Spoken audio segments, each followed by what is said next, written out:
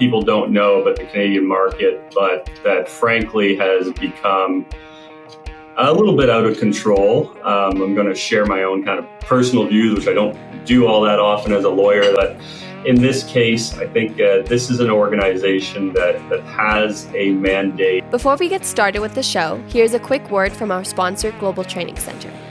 As trade compliance professionals, you want to make sure that your procedures and documentation are completed as correctly as possible to avoid any delays and possible fines. We provide a range of trade compliance courses that will fit your needs.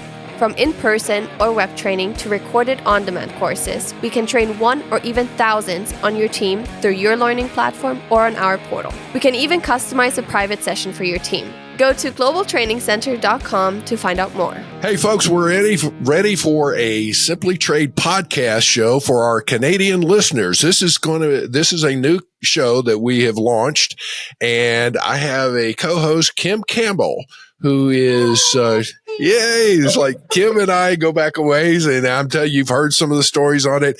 A lot of you know Kim, obviously, definitely know you. They know you up there in the Great White North, right? Absolutely. With that, I will say that I am excited for today's show.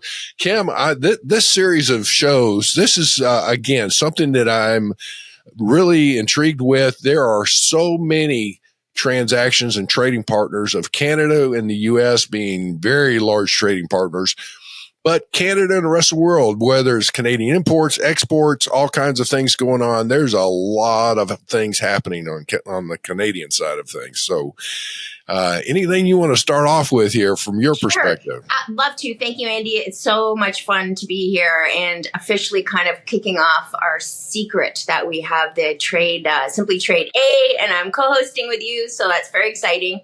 Thank you so much to you and Lalo for giving us this opportunity. We've done a couple on CARM, a little informal ones to see how that would go. So very happy to be here today, not talking about that 4-letter word, but we have different problems to tackle, which are in some ways just as daunting. And so I'll talk about Will in a second here, but I was at a conference this week, and Ambassador Cohen, U.S. Ambassador to Canada, talked a lot about the importance of our relationship, to your point, Andy, and the amount of trade that continues to go across the border every single day. It's really still, I wouldn't say significant, like critical to both of our economies. And we peel back and look at even states, 35 states, really, we are your biggest customer. So it's really imperative that we work so closely together and, keep all of our friendships and our good connections as we start to think about 2026 with USMCA renegotiations, because it's critical for our two countries, including our good friends in Mexico, to keep that intact and make sure that we're all doing well together. That's that North American thing. I was trying to it's like, it's tough enough to try and get something going here in the U.S. It's tough enough in Canada. Now we're going to herd cats and try and get Canada, U.S., and Mexico all on the same page. Well, the good news is we've done it before with our free trade agreement, right? So that's all good. Obviously, it's going to be a little different this time because we're going to have potentially different leaders for sure in 2 of the countries. Maybe 3 by the time the thing starts really renegotiating. So that will be interesting. But we're here to talk about forced labor today, Canadian style. So I'm introducing Will Pellerin to the conversation today. Will has been so gracious to help IE Canada, my volunteer job, with our members over many years at various summits. So I thought Will would be the perfect person to talk about forced labor today because he has lots of experience. And certainly we've had a busy last few weeks getting many clients in to meet the mandated requirement of May 31st filing, which we'll talk about a little bit in a second. So Will, in Canada, we're a little bit different. We don't have the big complement that you do, Andy, in the U.S. with trade lawyers. We have a very finite special group. So Will is one of these amazing folks, and happy to introduce him to the podcast here and potentially a lot of your listeners, because after today, they might need Will to help them with some forced forced labor stuff because it is very unique in Canada. And it's been my experience because the U.S. has done such a great job leading the world in terms of your eyes on forced labor and what USCBP is doing. A lot of American companies that are importing into Canada or oversighting Canada are actually a little bit surprised to see what's going on here because they have done good work over many years and just thought they would be fine with any of the U.S. regulations. So now we're learning it's a little bit different. And that's kind of what we wanted to go over today. Will also is very special. I want to call him one of those unicorns out there in trade law because he actually did work in the government as well at one point. So he also gives us a special extra insight and expertise that really doesn't exist in our country. So Will, very happy to have you here today. Andy, we're kind of thinking we're going to maybe talk about 4 different things. We're going to talk about the new legislation that just went in. Well, I guess the mandated report, it's been in for a while, but the mandated report for this year was due on Friday last week, May 31st, which we call Bill S211. And so Will's going to talk a little bit about that and maybe share his experiences. I can too. I've certainly been helping clients understand it, get ready. Sometimes I refer them over to Will because they need his help for obvious reasons. But I'm always a little bit surprised at how many people aren't aware of that. So we just want to raise that awareness, but also talk a little bit about, for those folks that are maybe hearing it for the first time and didn't make the reporting time frame, the things we're learning this week about how that might look and feel. We're going to talk a little bit about border prohibition, which is kind of like the U.S. piece, which we have those frameworks here. We're just not seeing much of that activity. So we'll talk a little bit about that. We're going to talk about core, which is, I feel, one of those outlier things that maybe people aren't aware of, but perhaps maybe is the most troubling part of our framework right now. And this is where people can make complaints, and there's an ombudsman that goes through that. They're publicly listed. I know Will's had experience with a client helping them through that. I think a lot of people really need to know about that one, because that's a bit of an outlier, and you might not know about it. And then we're maybe going to read the tea leaves at the end. There is new legislation that we expect to be introduced this year that will add a due diligence component into it, which is going to add a whole bunch of much more fun and complication. So, Andy, that's kind of what we're thinking we like to talk about today. Sounds good. And I will say, Will, welcome to the show. Before we get too far along in this, is that where are you located right now? Are you in the Toronto area? I'm in Ottawa, so I'm at Macmillan. So I'm a partner in the International Trade Group at Macmillan here in Canada. Macmillan's a national business law firm. We're located everywhere in Canada, but most of our international trade team, which is for the Canadian market, quite a big trade team, is located here in Ottawa. So the nation's capital, and from here we're leading the charge on all things trade, including forced labor. And it's fantastic to be here. This is my first podcast. I do a lot of kind of legal commentary with the press and the media, but this is a whole different ballpark and a lot more fun, frankly. So thanks for having me. This is great. So this new legislation that you're talking about there, Kim, that you what'd you call it? S number 2? 211, but there's actually an official name. Will's probably going to be the one that's going to rattle off the long name. I feel it's like a 2-sentence name of the actual legislation, but we refer to it as that. So I don't know if Will, if you want to give a little bit of a framework of what the bill is. Sure. It really doesn't have a snappy acronym. I blame the parliamentarians. The name of the bill is Fighting Against Forced Labor and Child Labor in Supply Chains Act. Just rolls off the tongue, really. So we'll call it either the Supply Chains Act or the Modern Slavery Act or Bill S211, which was kind of its numbering. All those things are effectively the same thing. And so this became law Jan 1st of this year. And what it does is really 2 things. And the main thing that we're going to talk about right now is it creates this reporting obligation for companies in Canada, but also international businesses that do any type of business in Canada, to file these forced labor reports that basically describe how entities are addressing forced labor or child labor in their supply chain. So this is very similar to, for those that are in the UK or Australia or even California has a bit of a requirement similar. It's a transparency bill. So you describe what it is that you're doing to fight forced labor or child labor. There's no diligence piece to that, though. So what I mean by that is you don't actually need to be doing anything to fight forced labor or child labor. You just have to report on what it is you are doing. So thousands of companies have now filed these reports by Friday last week. This was a massive undertaking by trade lawyers, trade consultants, and everyone else in the Canadian market to try to get everyone up and running and preparing these reports. We were assisting dozens upon dozens of major multinational companies and, local Canadian businesses getting themselves organized and filed. So these have to be filed with the government, uploaded onto a portal. They have to be posted on the company's website.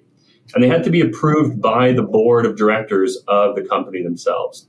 And so in some cases, we were, chasing down multinational boards out, in Korea or in Japan or in the United States, trying to get these folks to sign off on these forced labor reports and educating them. So massive undertaking, massive kudos to all those that got it done in time.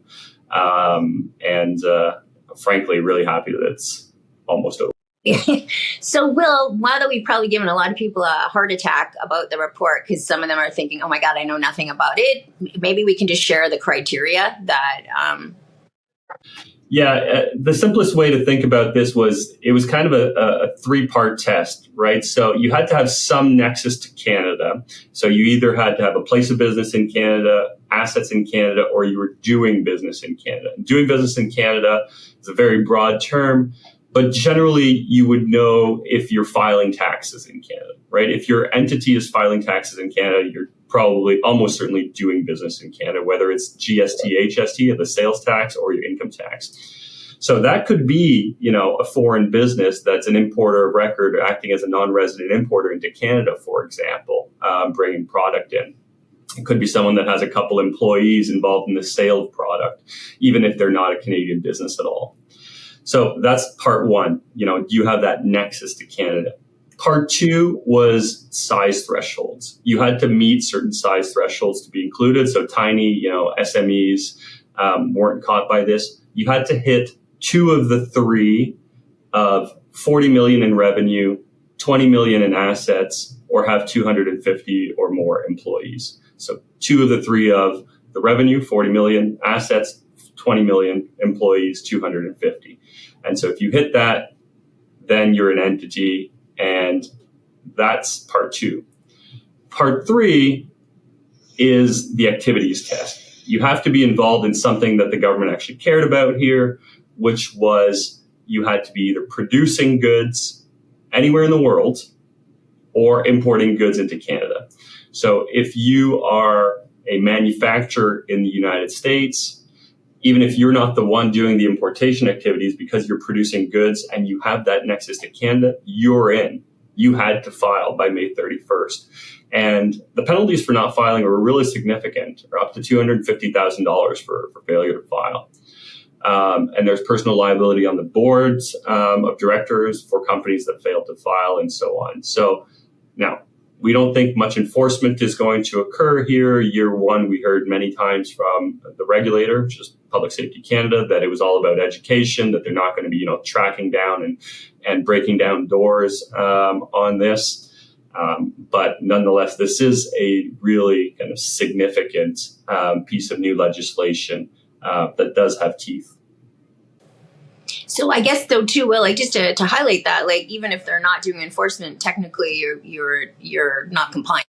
Yeah, but you're non-compliant and they could enforce. And then you have all sorts of other problems where anytime you have some sort of transaction that you're trying to do with your company, you can't certify that you're compliant with Canadian law, that you've done what you need to meet your kind of supply chain obligations. So you might be in a world of hurt, in a number of other ways, contractually with your supply chain partners, even if you're not, being tracked down by the government. All right. So let me jump in on a question here then, is that with this legislation, who within a company should in particular be, shall you say, taking ownership of adhering to the this new law? Yeah, it's a really good question. In fact, it really depends on the company and how they're structured. So many of our clients, the more, the big multinationals, very sophisticated entities, we were dealing often with their kind of sustainability team or their ESG teams. And they have all their kind of ducks in a row and know about these requirements internationally. So Canada's just kind of the latest piece to the game. So they, we do it, they get their board to approve, and that's that. Sometimes it's the chief of compliance, right? Really kind of an internal compliance function that's leading on this. In other cases, it was really led by the legal team. And finally, what we saw a lot of was trade compliance folks that were really kind of involved in seeing this first and foremost.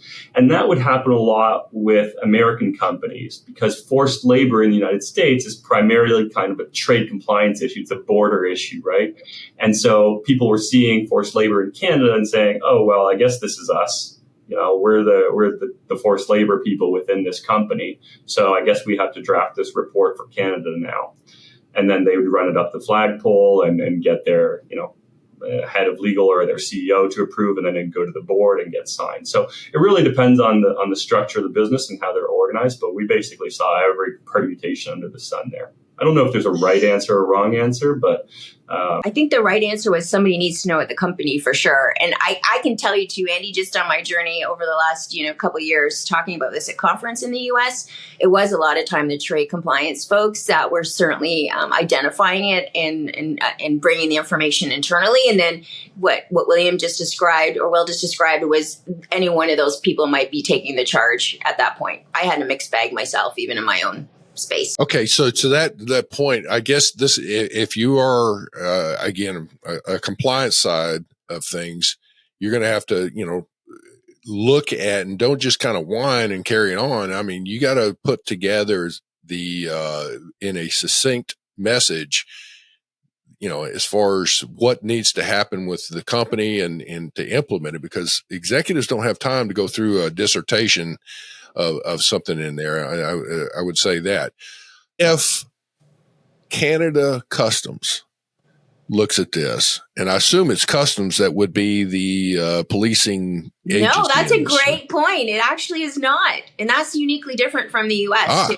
Mm-hmm. Okay. So what is the agency that is responsible for policing this particular law? Public Safety Canada, which I guess has some similar overlaps to kind of your Department of Homeland Security in some ways. So yeah, Public Safety Canada. Now we do have, and we'll get to this in a bit, we do have now also a prohibition at the border on the importation of goods made of forced labor. And that is handled by the, Canada Border Services Agency, by Customs. Yeah. Okay. So here's my question. So with the Department of Public Safety, did you call it? Okay. With the Department of Public Safety, and they go and they say, okay, XYZ company is just non-compliant. We're going to take action. To whom are they looking to hold responsible in a particular company? Yeah. So, I mean, the company itself gets fined or could get fined if they decided to go down this kind of enforcement path. I don't think it'll happen this year, but it absolutely could. It's in the statute. And then beyond that, they are also allowed to pierce the corporate veil and actually go after the directors themselves. Okay, so let's say when we say directors in this case, you're talking about board of directors? Board of directors, correct. Yeah, the members of the board. So you're talking even beyond the C-suite, you're talking about the governing body of the corporation. Exactly right. Okay, so the reason I'm asking that is that in this particular show, folks, you need to get this to your corporate legal department who has the board of director responsibilities as far as relations and that kind of stuff. So it is the C-suite, but I can assure you if the board members are receiving inquiries from the Canadian government, in this case, the Department of Public Safety, they're going to turn right around and look at the C-suite and go, what the hell are you guys doing? Yeah. It's serious. It's serious business. And that's where, all of a sudden, sometimes it's Canada. What craziness could Canada possibly get up to? It's a small market for us, company so-and-so, right? And then all of a sudden they realize that there's, personal liability on the boards of directors of some multinational company, and everyone loses their minds really, really quickly. And let me tell you, it gets escalated within, the bowels of a large company pretty darn quick. Well, can you also maybe highlight about the report? Like, not only do you have to file it with the government, but it actually has to be made public as well? Yeah, so that's exactly it. So, that's absolutely right, Kim. The whole idea here is it's all about transparency, right? So it's all about name and shame, because actually hitting the legal requirements in terms of what you have to say in this report is really easy, right? Because there's no, as I mentioned earlier, there's no diligence requirement. There's nothing that you actually have to do. You could file a report, Andy and Kim, that says, we are doing nothing to fight forced labor and child labor in our supply chain. And that would get you like 90% of the way there to your report, right?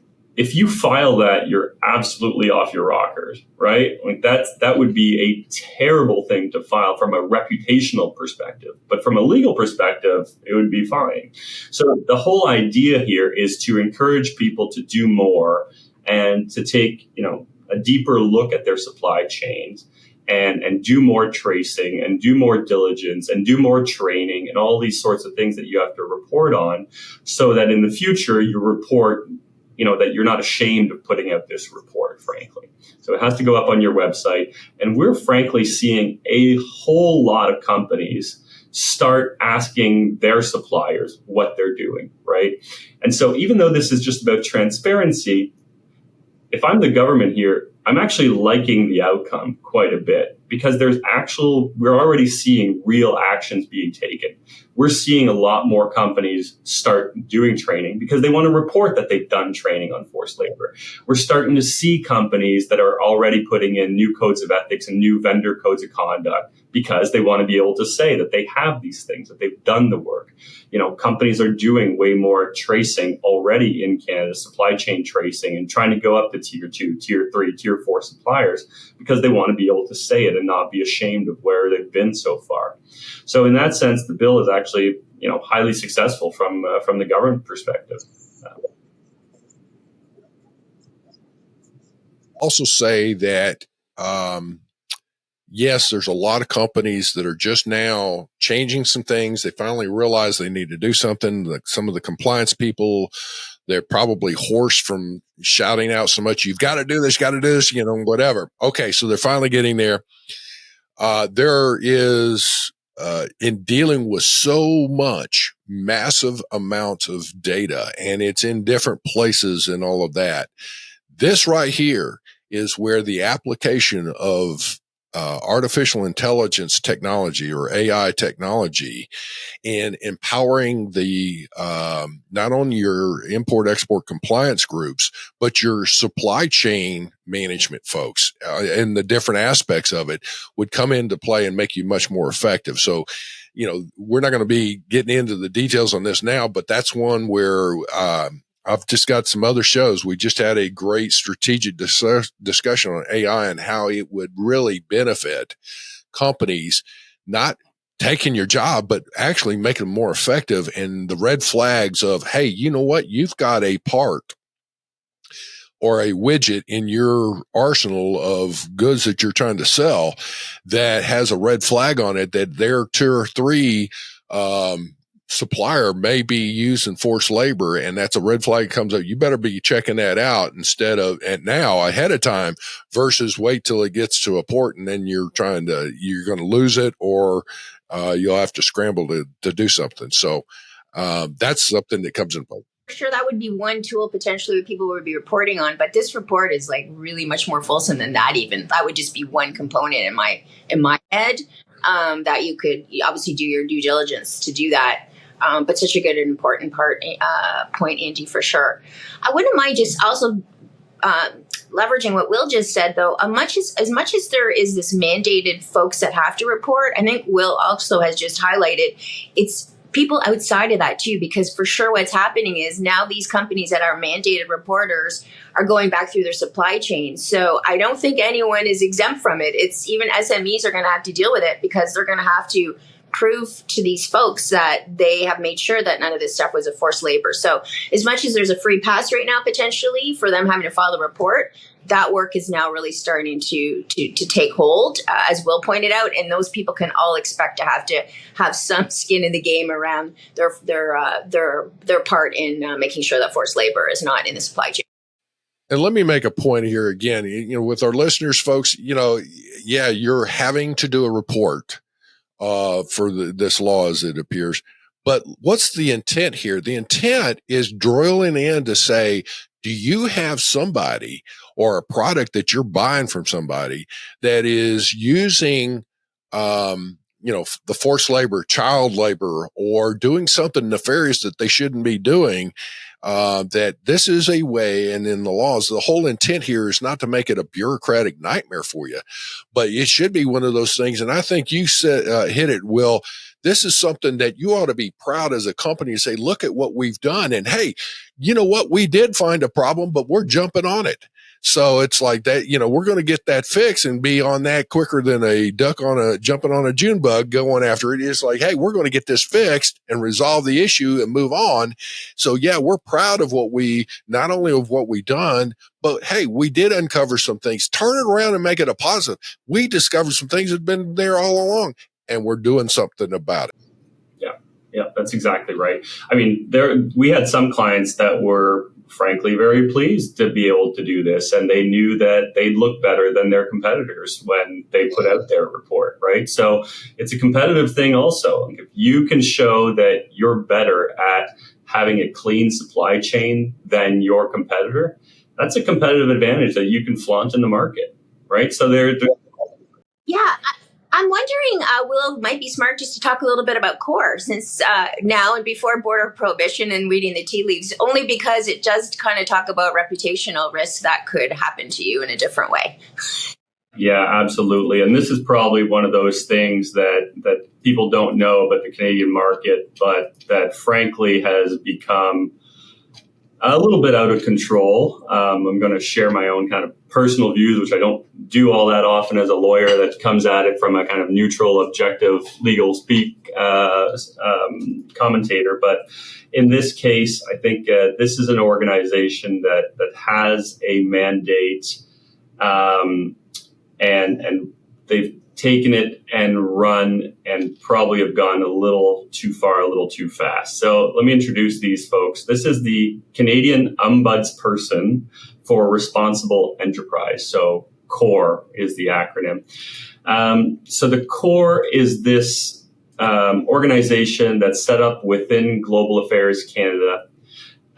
It's a creature of an order of council. And so what's relevant there is there's no regulations, there's no laws, there's no statute that govern this organization at all. It's a little bit of a fly-by-night organization, but it now has a large budget and quite a large staff. And what they're doing is launching investigations where there are complaints made by anybody in the stakeholders at large, NGOs or the like, to investigate these allegations of forced labor internationally by Canadian businesses, including in their upstream supply chain. And they have publicly announced and started investigating companies in the garment sector and the mining sector, and they're also empowered to look at the oil and gas sector. But they've launched now a number of investigations. I was looking at it. I see 9 major ones right now, and it's major names. Like we're talking Nike Canada, Ralph Lauren, Walmart, Hugo Boss, Diesel, Levi's, Zara, Guess, and then a couple on the mining side also. So in the apparel space, this has been a bit of a nightmare, frankly. Because what happens is that the CORE doesn't really have any ability to do anything. So they can investigate, but they don't have like subpoena powers. They can't force testimony or gather information. And so they are basically saying that unless you air out everything that you possibly can and participate fully in this process, they're going to assume that there is, in fact, forced labor and that you have things to hide. And it's been a bit of a problem in the Canadian space in that way. So the mere fact that, for example, of not fully participating in this process has been taken by the Corps as evidence of lack of supply chain transparency, and that the allegations made by anybody in the market are sufficient to initiate an investigation, and that the companies have to prove the negative, right? And so it's been very, very difficult from the company's perspective to address this. I will say, of course, let me maybe start with this premise. No one wants forced labor or child labor in their supply chains. Everyone wants to clean this up. It is not okay, and none of these companies are okay with it if it does come to be. The issue that I think many people have had with the Corps over time is this inability to explain yourself, the inability to gather information or participate in any meaningful way without having something thrown back at you. So the Parliament and the Government of Canada have actually frankly struggled with this organization. It's under review right now. The head of the longtime head of the Corps, or the former ombudsperson, just stepped down and has been replaced. So it's an organization that I think is yet to find its right role in the space. But I think it's fair to say that it's driven a lot of media attention in Canada to have these big companies, named and under investigation for forced labor. And it's certainly the last thing that these companies really have wanted. So I think I flagged this for information. I think it's highly relevant to kind of the different iterations and different ways that Canada's trying to deal with forced labor and honestly still trying to figure it out. Yeah, I feel like, Will, like it's good for anyone that has any interest in maybe take a look, because I was a little bit jarred the first time I went on there to see all the names there. And then when you actually dig into some of the documentation there, it was much more intrusive than I expected to even be. As somebody's going through a process of, investigation, it was kind of shocking that it's all out there before the world to see. Yeah, and in some cases, I mean, it's a group of NGOs that don't particularly have much evidence at all, but the Corps is 100% taking that and running with it. And even when the allegations were denied, and this is where I think they went a little bit far, even when the allegations were denied, they make some statements that frankly were a little bit over the top. So the Hugo Boss one in particular irked me. The Corps said, in its report, they basically said, well, Hugo Boss has denied all the allegation, but Hugo Boss's response does not appear to consider fully the complex nature of the garment supply chain. And then they initiated the investigation. It's like, well, come on. I mean, Hugo Boss understands the nature of its supply chain and the complexities of the supply chain. And just because they're not fully participating in this process that frankly has no procedural safeguards, no, true legal protections or participation rights or anything of the sort in any kind of structured way, and with no penalties, doesn't mean that they don't understand their supply chain, frankly. And Hugo Boss is, I'm going to say they have a pretty good grasp and are one of the more compliant players out there, frankly. So I think that one was a little much. So that is our Corps, Andy. The one thing that I would say to your point and on the Corps, I would have to agree with you, Will. That is concerning. It's like, again, the intent is on the law, getting through there and checking things out. But on the same token, it sounds like the Corps folks, the bureaucrats in this case, are demonizing the companies. And it's like, if they are expecting any kind of acceptance, compliance, or support for this, they've got to take a whole different stance in that. And quite frankly, I think that those specific individuals, I can understand the government, but I would think that the specific individuals involved could be held liable for slander in that kind of context.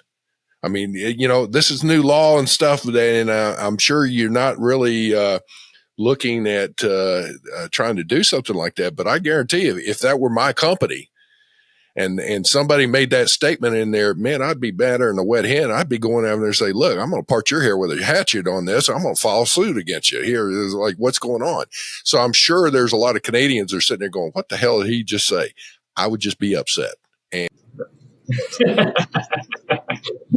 I agree. That's exactly right, Andy. And so, that lack of, I think, balance or kind of procedural fairness in that system has effectively led companies to ignore this organization. And then that creates a snowball where the organization feels ignored and then writes a nasty report about the company not thinking about its supply chain. But that's not the case. It's the companies don't feel like they're going to be treated fairly in this process. And so that they don't want anything to do with this organization. Now that is changing. In fact, Hugo Boss itself actually decided to participate more than previous companies and was successful in getting the investigation dropped. They actually met with the complaining parties, the NGOs, and they went through this mediation process and ultimately resulted in them getting off the hook here. There are different strategies in dealing with the core. We represented a party on the mining side where we did participate fully in the core process and were successful in having the investigation dropped.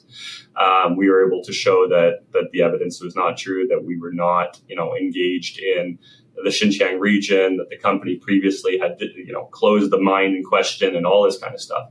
And so that works in some cases, but in others, it doesn't. And so the companies have a big decision to make as to what they're going to do. So yeah, it's been very difficult. I think we're going to see a kind of new and improved version of the core in the next little bit. Masad Hussein is the new interim ombuds person, and we certainly wish him all the best of luck in getting the organization structured in a way where companies participate fully and that we can help put an end to forced labor. All right, so let me say this: the takeaway out of this with the law that we talked about, the reporting requirements, and then in dealing with the core here and all that. Basically, what I'm hearing is that companies need to make sure that they are doing a good job of vetting their products, vetting their suppliers, vetting their customers, who you doing business with, and those kinds of things. And if you see any red flags in there, check it out, and don't, if in doubt, check it out kind of stuff. But in going through, and it's not if you have a problem, it's like when you do, what do you do to dig into it? But to do that effectively, you probably need to look at is from the top down, but there needs to be a collaborative effort between your purchasing group, your customer service group, your compliance, your logistics, transportation, warehousing, IT, your legal, et cetera, whatever, even accounting wise and all of that, and look at things and as you come across issues, talk about them as a whole team rather than just one group and looking at it and coming back trying to report. Do you agree with that, or I'm full of beans, or what? 100%. I mean, that's exactly right. I mean, this is massive, and we haven't even started talking about detentions at the border yet, and your goods not actually getting into Canada, which is the next step. And we've just now started seeing detentions at the border. So now we really have three parts to the whole thing, right? We've got the core investigations we talked about. We've got the forced labor reporting, but we also have a prohibition on the importation of goods made of forced labor, as well as a prohibition on the importation of goods made of child labor. And by the way, I think we're the only country in the world that has a prohibition on the importation of goods made of child labor. And we're not talking about here forced child labor. We're talking straight child labor, that don't meet the definitions of that Canada have, which are actually quite low, right? You can't attend school in the way that you're supposed to attend school because you're working long hours. That's child labor if you're under the age of 18 and so on, right? And so that's huge. And we have started seeing detention at the border by Canada Border Services Agency, as I was saying. I think the solar panels are the big one there because a lot of the polysilicon is from the Xinjiang region of China, which is kind of the established hotbed of forced labor globally.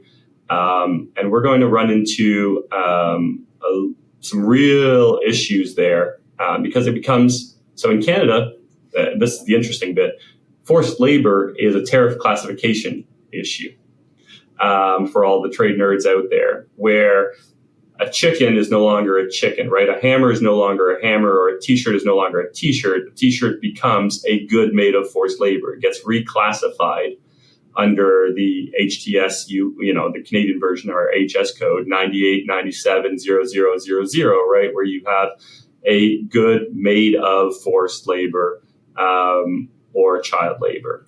And if that's the case, you get a redetermination of what your product is, and the hammer stops being a hammer, and it's a good made of forced labor, and then it can't come in. And so that's, we're seeing that. And in fact, what we've started to see also is because of the U.S. issues around your detentions at the border under the UFLPA, right, under the Uyghur Forced Labor Prevention Act in the U.S., a lot of folks can't bring the products in. They can't prove the negative, right? It's so hard in your system to prove that the goods are not either from Xinjiang, or if they are, that they're not made of forced labor. Like, proving that negative is almost impossible. So a lot of companies are exporting the goods out of the U.S., re-exporting them. Well, guess where the logical place to bring your goods is, right? It's right here north of the border. And so we've actually seen that, where companies were not able to meet the US CBP test, so they bring the products up to Canada and offload them here. If you're a CBSA officer, you're not going to love that idea. And so I think that's where we're starting to see a lot of action. And we recently saw, some US senators take issue with that, and frankly saying that Canada is not living up to its end of the bargain on forced labor, and that we need to do more. And I think that if you're a U.S. politician, renegotiating the USMCA, or the CUSMA as we call it here, you're going to want to force some more compliance onto Canada, and frankly, rightly so. Well, and to that point, again, this comes back to, checking things out and whatnot. I get it. So as a whole, this is one of those where I know let's step back a minute. Most of the focus on forced labor has been isolated to China. There's other locations around the world that seem to have some issues. Some countries in Northern Africa, in the inner things, that some of the issues, even in South America, you got to check out. The point being is that, though, with most of the things on China, the whole issue here is in dealing with it, you're dealing with a cultural issue over in that part of the world. And we either going to support it or not. And there's a lot of bureaucratic nightmares on this. Yes, the issue used to be, you're innocent until proven guilty. The U.S. in this has written the law from the standpoint that you're basically guilty and you got to prove your innocence out of this as far as the goods coming in. And like you said, it's difficult to prove. The other scenario is that everything is checked out just fine, except that, and especially if you go to in the U.S., and it'll be interesting to see as far as Canada goes. I know that in the U.S. there were $1 billion worth of goods seized within a year's time frame, I believe it was. of that $1 billion of goods, there was, I think, only 75 million that came directly from China. So then when you start looking it out, over 400 million, I forget, again, my memory's as long as a turtle's tail and just as fast. So I have to look at my notes, and I don't have them in front of me right now. But I believe Malaysia had over $400 million worth of goods that were manufactured in Malaysia that had Chinese components to it seized. And then Vietnam was the next one with like 350 million. It could be swapped out there, forgive me, but over $700 million, almost 75% of the goods seized came from two countries that were, basically, getting some of their components from China. How is that looked at as far as in Canada, that same kind of scenario with the forced labor enforcement? Yeah, that's exactly right. And in the cases that you're talking about with Vietnam and Malaysia, part of that is the solar panels, right? Where the raw material, the polysilicon or the quartz that's being mined is perhaps from the Xinjiang region, which is like 50% of global production. Cotton is the other big one, right? So something like 20% of the world's cotton is from the Xinjiang region, but the t-shirts aren't made in that region. They're made, in Vietnam and Malaysia and Bangladesh and India or wherever, right? And so that's exactly right, Andy. So that's the goods are getting detained, but not because they're coming directly from that region. I think Canada has a lot of catch up. We don't have that reverse onus in place, and frankly, CBSA is struggling, to put it simply. They don't have the tool because they don't have the reverse onus. How are they going to make that redetermination that the goods are actually from there? I think in some cases, kind of the indication that you couldn't prove the test in the U.S. might be taken with some kind of authority, but frankly, that's unlikely to survive challenge in my view. So that's why we haven't had these detentions. We've had one. And then not long after that one, it was released. And so it's only now in the last few weeks that we're seeing them take a run at this again. And who knows if they're going to stick, frankly. Yeah. Like, Andy, this is where you're going to start to see that it's similar to the U.S. in terms of if a shipment's detained and they want the bills of lading and all that kind of stuff. Those are the pieces that we're now starting to expect to see from them. For sure, they are very challenged with catch up, like Will just said. I do know, though, in recent months, that team has started working. They definitely, well, I shouldn't say started. They've been working with the USCBP for a while, but they definitely now are physically going to the facilities that USCBP has and taking lessons learned and things like that. The gentleman in charge of that unit just recently testified in a committee and kind of reiterated they're still in the early stages and trying to work through it. Because we have different privacy laws in Canada, it's difficult to get information about this stuff. We don't really know how many what they've done or withheld. But to Will's point, for sure, we are seeing it, that some shipments are being detained and bills and materials and things like that are being requested to prove that it is not made from forced labor. Okay. All right. So again, the takeaway from this is if you've got current products coming out of China, China's a big source still. You've got to go and do your due diligence and literally check things out, not just with your initial supplier, but go down to, 2 or 3 levels and see what you can find. That all said, I guess the other scenario here is, again, I said it before, you've got to vet your suppliers and vet your products when you're looking at it. So your purchasing folks, I mean, there are, traditionally, and people are creatures of habit. So, everybody just immediately assumes China's the cheapest source and that's where I want to go and all that over, decades here. Now it's like, do I really want to deal with it? If you look at it holistically, is China really the best source? Yeah, you may get a very cheap manufactured product, but now the extra duties and taxes or the extra transportation and the extra basically compliance bureaucracy you have to deal with is it worth it? You got to take all that and add all that up and look to see it's, go from there. So, look at other sources around the world that help simplify some of that. So you don't even have to worry about it. Yeah, I think that's right, Andy, and it's absolutely not just China; it's everywhere.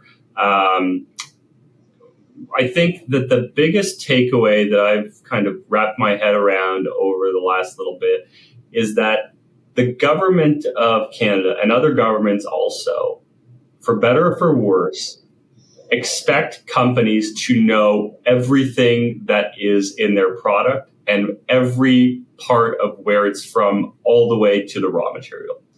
And that notion, a couple of years ago was absolutely bonkers. And impossible. And it's still, frankly, impossible for a large number of sectors. But that is the expectation. That's what the governments want you to get to. And they want you to be able to prove that you can, that the raw material, the product that was mined, where that was mined. And in a global commoditized world where, your cotton and the fibers have changed hands, 10 times and been rebatched together and in different countries is near impossible. But they're asking for that now, both from a reporting perspective, from a goods perspective, from an investigations perspective. That's what they want. And to the extent that companies can start doing that with AI, with other tools, with supply chain mapping, they're going to be ahead of the game. And I wouldn't 100% agree with Will, but I'll also say, and it's not just on the forced labor file. It's now we're seeing the same kind of border prohibition thoughts in sanctioned goods where you're going to have to prove it's not from a sanctioned country.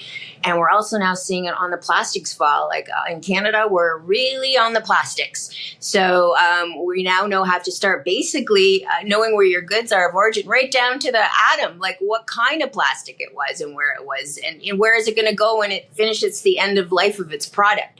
So it's kind of from, birth to grave now, which kind of reshifts your whole thinking. So if you're already doing those things, like Will just said, for forced labor, you will be in a better position to deal with all this additional data that governments are going to want as we move forward.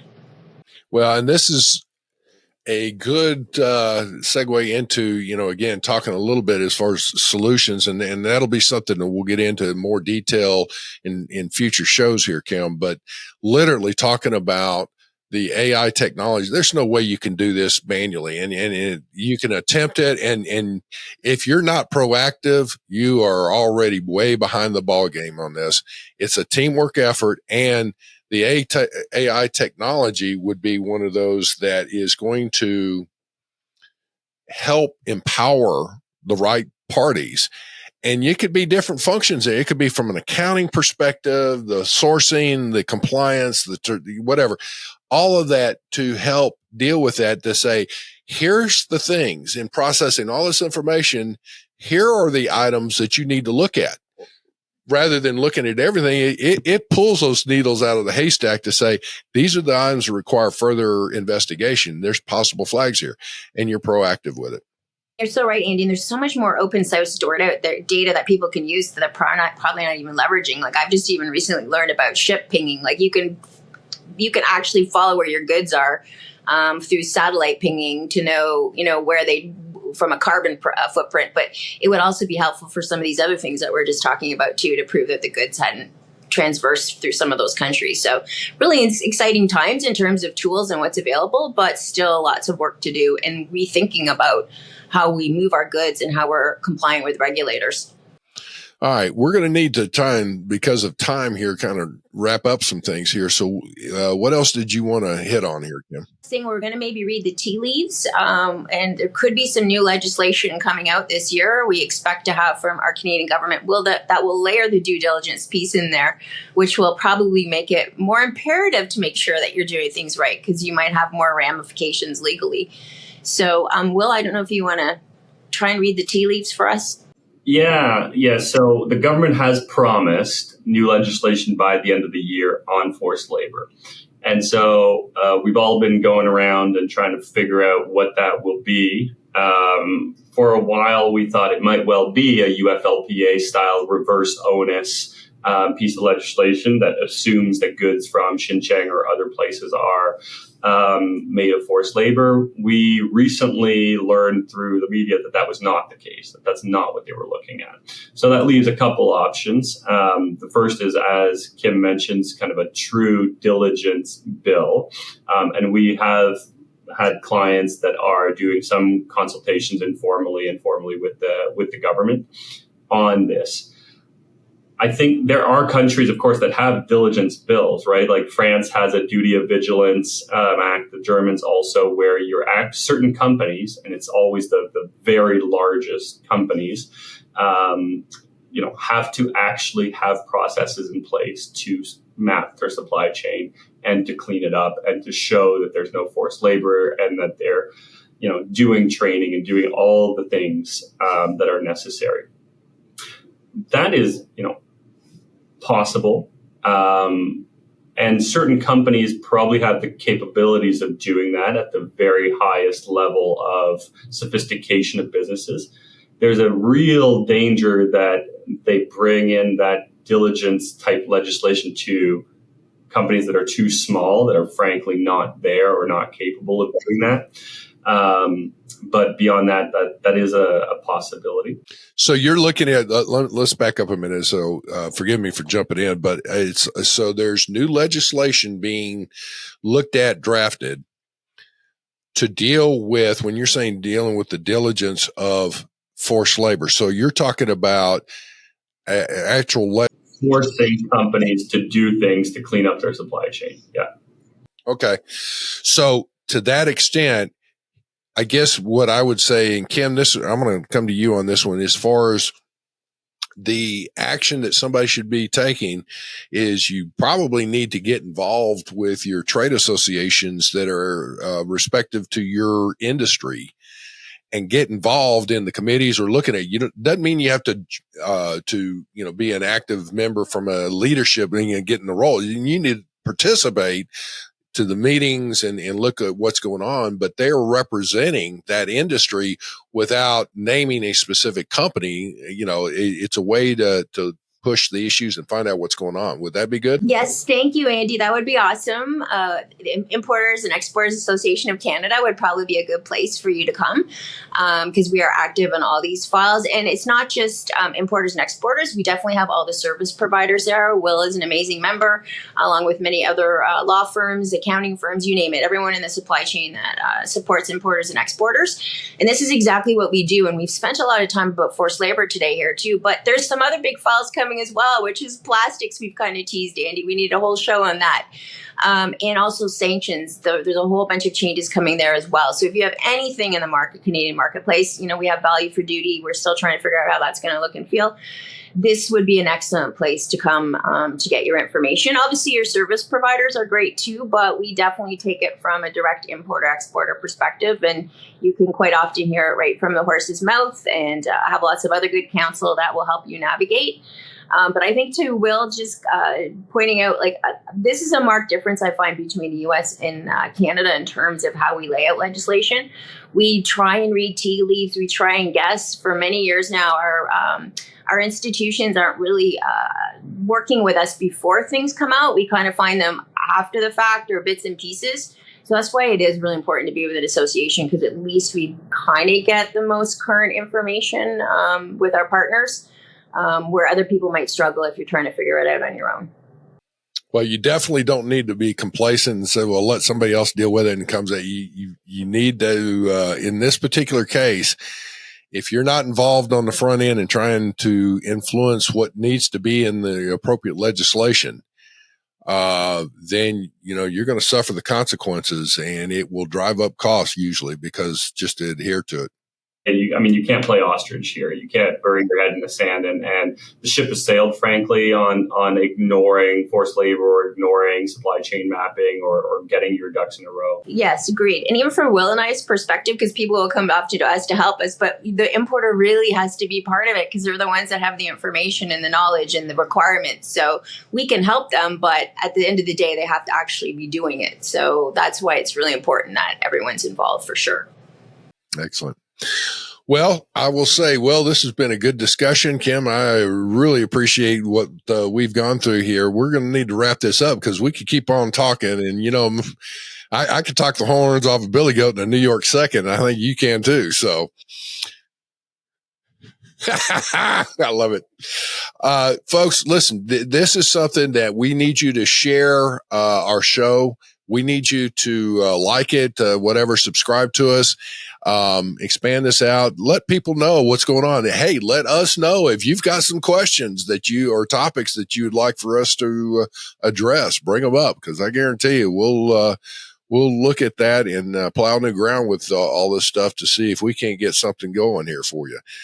But all that to say, Will, thank you for joining us and very, very informative. I think this is we may be breaking this one up into a couple of shows here. But Kim, though, goodness, I'm excited about this show. I think there's going to be a lot that we're going to be able to hit here. I know. I'm very excited too, Andy. And I know that we do have a lot to discuss and share about Canada. So thank you so much again for giving us this forum, you and Lalo. Look forward to the journey together. This is a great thing that you guys have going. Thanks for inviting me. It's been a real treat. Well, with that, folks, we're going to turn this back over to you. I hope you have a great day and all the best. So simply trade, eh? Thank you very much for joining us. Simply Trade is brought to you by the generous contributions of Global Training Center. You can follow the show and GTC on LinkedIn or Twitter and other social networks. Make sure you check out the show notes in the description for a full rundown of today's show with all the important links. Also, make sure that you share this with a friend and subscribe on your favorite streaming platform. We really like hearing from you. If you enjoyed the show, make sure to rate and review wherever you listen to this podcast. If you or someone you know would like to be a guest on the show or would like to sponsor Simply Trade or suggest any topic you would like for us to discuss, please contact us via email at simplytrade@globaltrainingcenter.com, or you can DM us on Twitter at simplytradepod. Thank you again for the privilege of your time. Happy trading. Simply Trade is not a law firm or an advisor. The topics and discussions conducted by Simply Trade hosts and guests should not be considered and is not intended to substitute legal advice. You should seek appropriate counsel for your own situations. These conversations and information are directed towards listeners in the United States for informational, educational, and entertainment purposes only and should not be substituted for legal advice. No listener or viewer of this podcast should act or refrain from acting on the basis of information on this podcast without first seeking legal advice from counsel. Information on this podcast may not be up to date depending on the time of publishing and the time of viewership. The content of this posting is provided as is. No representations are made that the content is error-free. The views expressed in or through this podcast are those of the individual speakers, not those of their respective employers or Global Training Center as a whole. All liability with respect to actions taken or not taken based on the contents of this podcast are hereby expressly disclaimed.